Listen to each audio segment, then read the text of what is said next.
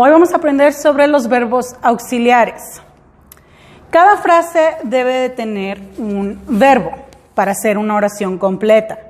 Para representar actividades ejecutables, o sea, cosas que puedes hacer, los escritores o las personas cuando estamos hablando usamos verbos de acción. Para describir condiciones usamos verbos conectores. Los verbos auxiliares son los verbos que ayudan a los otros verbos a indicar en qué tiempo lo estamos haciendo o a darle más sentido a la frase. Los verbos auxiliares son be, do, have, will y los verbos modales que los vimos anteriormente.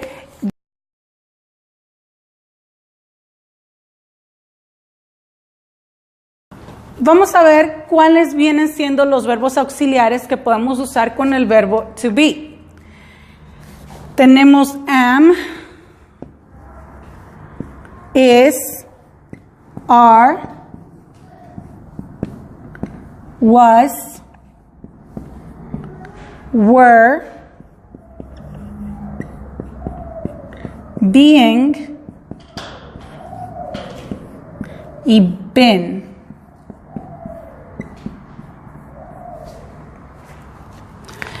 Estos son los verbos, las formas del verbo to be que podemos usar como verbos auxiliares para indicar que la oración está en presente, pasado o futuro dependiendo de cuál usemos. ¿Ok? Tenemos con el verbo do, to do, lo usamos para el presente simple. Para este usamos does, did y do. Does, did y do. Para el verbo have, to have, tenemos, lo usamos para los tiempos perfectos. En este caso, las palabras que usamos son has, have, had y having.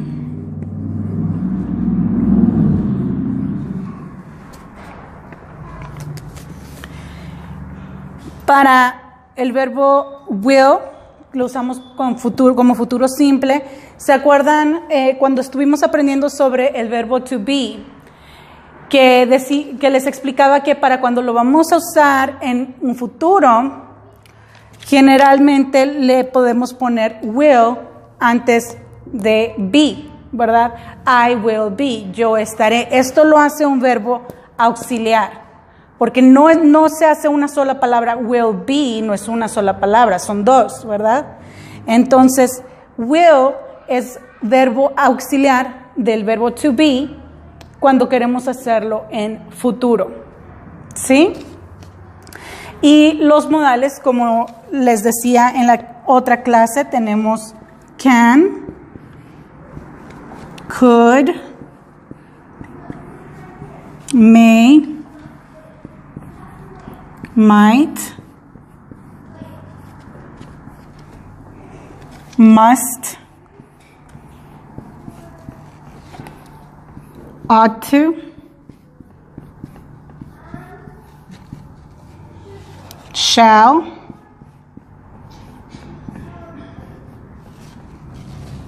should,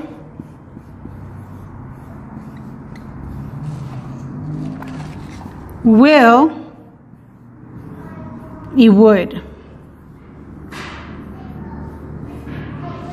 Si se fijan, aquí también aparece will, pero en este caso es verbo modal, no necesariamente como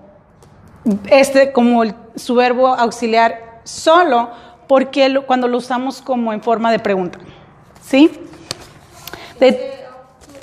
Ought to. Son dos palabras. Ought to. Entonces, estas son los verbos auxiliares y sus diferentes formas en las que los podemos usar. Ahora vamos a aprender un poco más de cuándo usar cada uno y vamos a ver varios ejemplos. ¿Ok?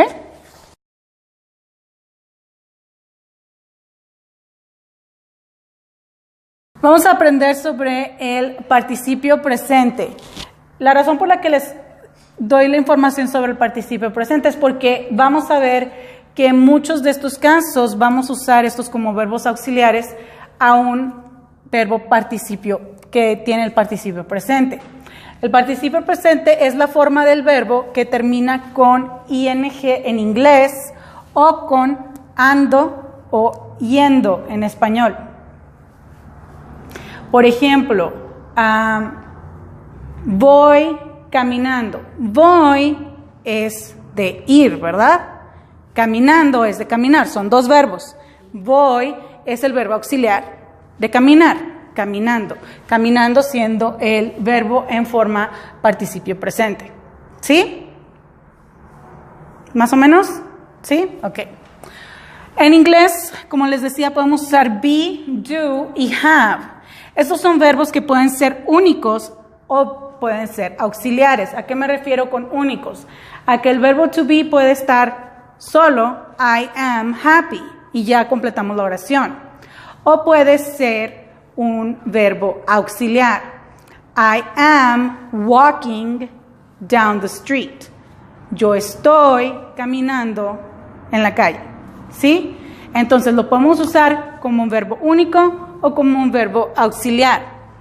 Cuando los usamos como auxiliares, los vamos a ver con otros o con el mismo verbo para completar la frase verbal.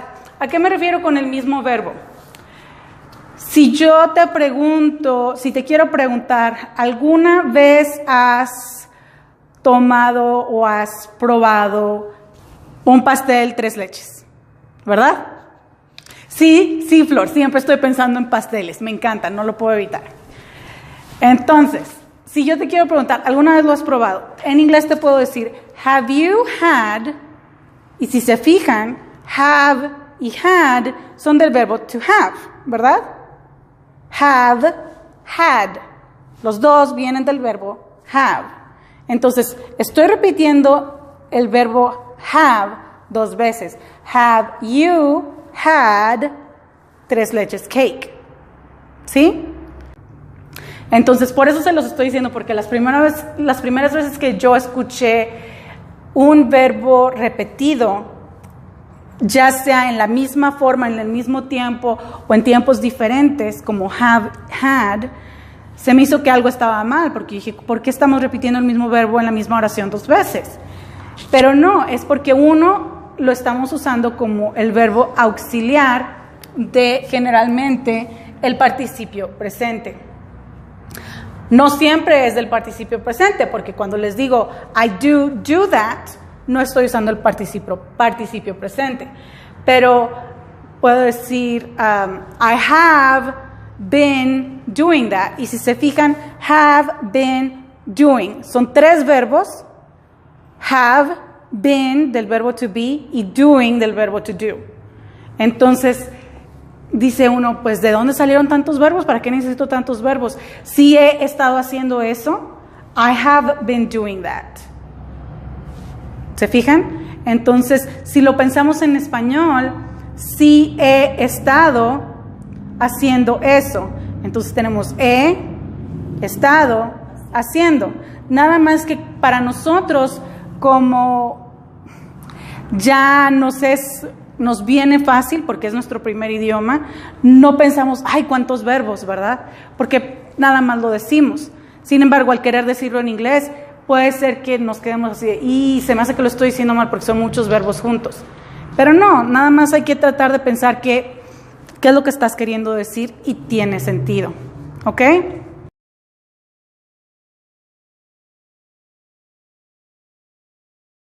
Vamos a comparar las siguientes frases. En esa tenemos, Freddie is envious of Betty's bowl of soup. Freddy está envidioso o le tiene envidia del plato de sopa de Betty, ¿verdad? Entonces, el verbo que tenemos aquí es is, y en este caso es un verbo conector. ¿Por qué? Porque conecta, nos está explicando que Freddy está envidioso, ¿verdad? Sin embargo, tenemos Freddy is studying Betty's bowl of soup with envious eyes. Entonces, aquí tenemos igual is y tenemos studying. ¿Se fijan? Entonces, en este caso, is es un verbo auxiliar. ¿Por qué es un verbo auxiliar?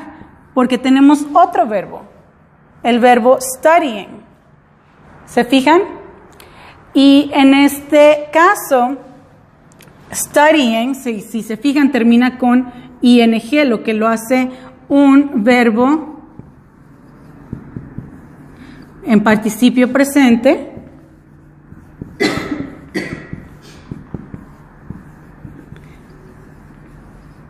Y completa la frase verbal.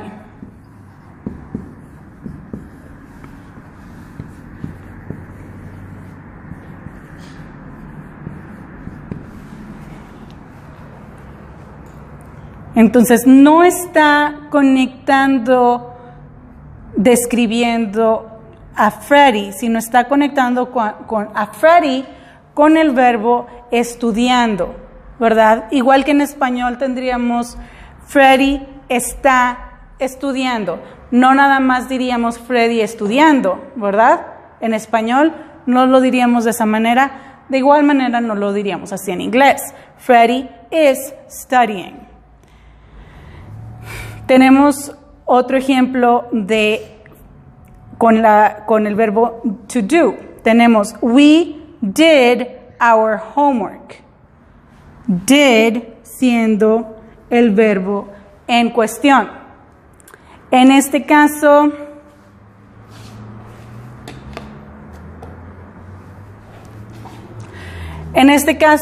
to do, ¿verdad? Viene siendo un verbo de acción.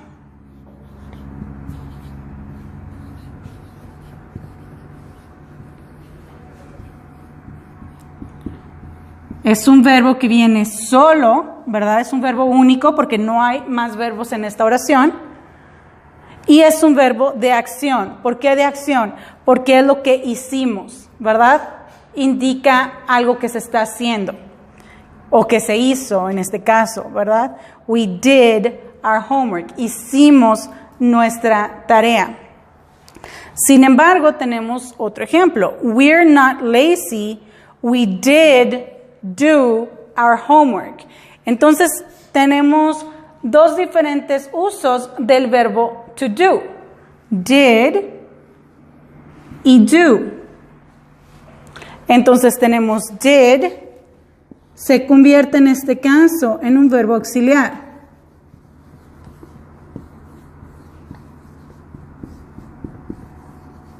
¿Verdad?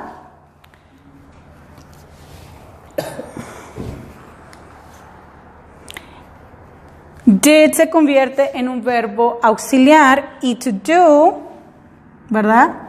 Do, en este caso, es el verbo principal.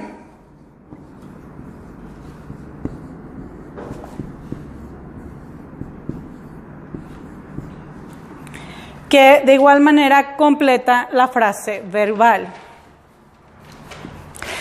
En este caso pueden decir, pues no es necesario tener did y do, porque si le dejamos nada más did, sería la misma frase que arriba y tiene sentido, ¿verdad? Entonces, ¿por qué es necesario poner do? Bueno, en este caso, es importante poner do simplemente para dar, para afirmar y como que darle, reforzar el comentario de que no somos flojos. Sí lo hicimos, ¿verdad? Por ejemplo, yo les puedo decir, hicimos nuestra tarea, o sí la hicimos, sí hicimos nuestra tarea. Cuando yo digo sí hicimos nuestra tarea, estoy confirmando, porque puedo decir simplemente hicimos nuestra tarea, ¿verdad? Y ustedes me entienden. Pero si yo les digo sí la hicimos, sí hicimos nuestra tarea, estoy reafirmando que sí se hizo. Entonces, aquí sabemos que estamos tratando de reafirmar que no somos flojos porque sí la hicimos. ¿Sí? Entonces, aunque lo podemos escribir de esta manera, depende de qué es lo que queremos que nuestra audiencia o la persona con la que estemos hablando entienda de lo que decimos, ¿verdad? Porque hay muchas veces que la manera en la que hablas puede cambiar mucho el sentido de tu frase. No nada más tu tono de voz, sino en la manera en la que posicionas las palabras que vas a usar.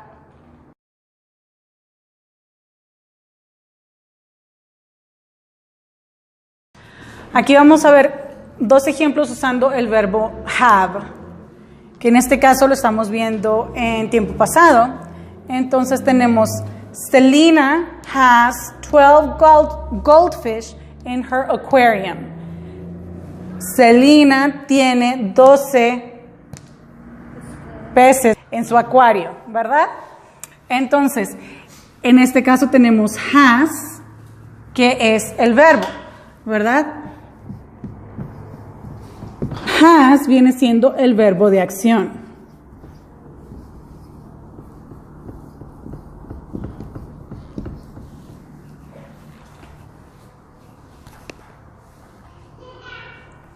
Es el verbo de acción porque ella tiene 12 peces, ¿verdad?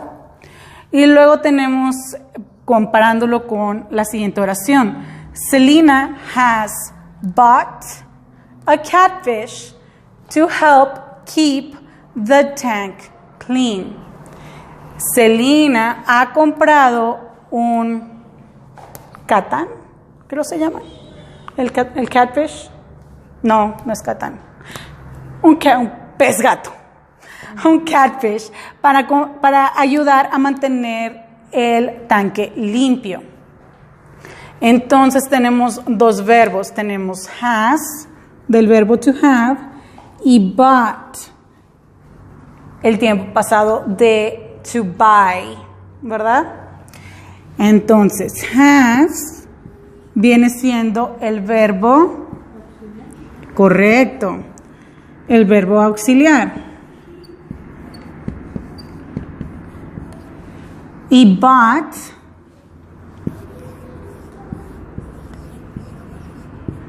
es el pasado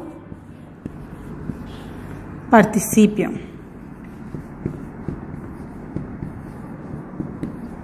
Y de igual manera completa la frase verbal.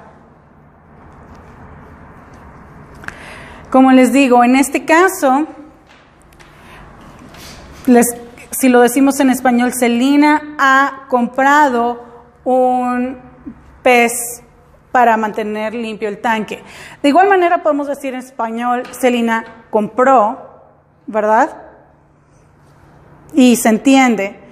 Simplemente es una manera diferente de decirlo. En este caso, en realidad, no cambia mucho el sentido de la oración si decimos has bought a solamente bought, ¿verdad? Es igual como en español podemos decir ha comprado o compró, ¿verdad? No cambia mucho en realidad en español el significado o el sentido de la oración, simplemente son dos maneras de decir la misma cosa, dos diferentes formas de decir la misma cosa.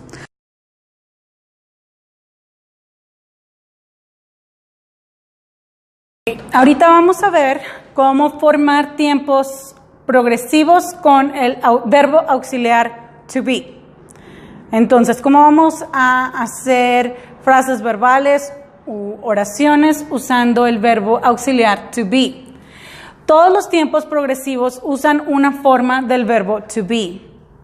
Presente progresivo se utiliza para acontecimientos que están ocurriendo en o en torno a este momento particular en el tiempo, o para indicar que algo es temporal, o para hablar de situaciones que van cambiando, y también para hablar sobre planes en el futuro.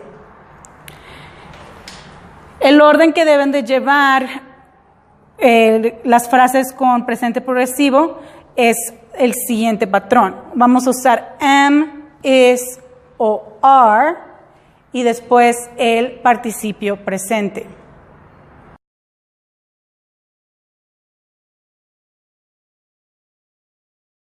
Tenemos aquí unos ejemplos. Vamos a ver usar el participio presente con el verbo auxiliar usando una de las formas del verbo to be. Tenemos I am baking chocolate cupcakes today. ¿Cuál viene siendo el verbo auxiliar? Am, correcto. Am, auxiliar. Entonces, ¿cuál sería el verbo en presente participio? Baking. O participio presente, sí. Baking, correcto. Y sabemos por qué tiene ing, ¿verdad? Entonces, participio presente.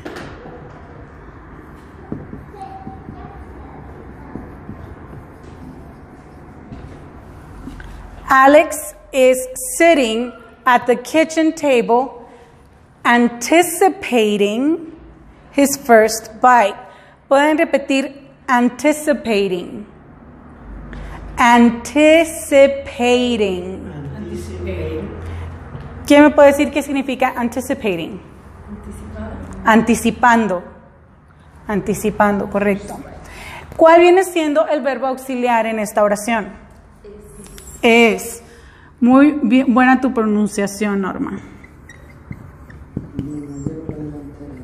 ¿Y cuál viene siendo el verbo que es en participio presente? Sitting. Sitting. Muy bien. Y sabemos por qué termina con ing, ¿verdad? Nomás le voy a poner participio presente. Pepe. Alex must wait because the cupcakes are cooling by the window. Esta está un poquito más confusa. ¿Cuál vendría siendo? ¿Cómo? Must. Nope. Estamos viendo del verbo to be. Y must no viene. Are. Este es el verbo auxiliar, ¿verdad? ¿Y cuál viene siendo el que es en presente participio? Cooling, muy bien.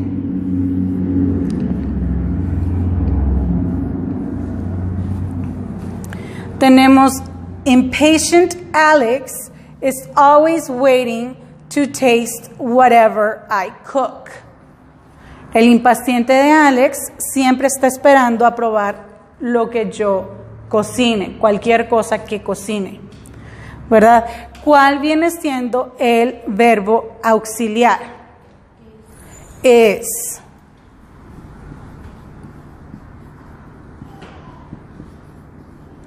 ¿Y cuál vendría siendo el presente participio? Waiting. Waiting, correcto. Si se fijan, en este caso no viene una después de la otra luego. Tenemos always en medio. Always va a describir el verbo principal, que viene siendo el presente participio. Siempre, ¿verdad? El impaciente de Alex siempre está esperando a probar cualquier cosa que yo guise o cocine.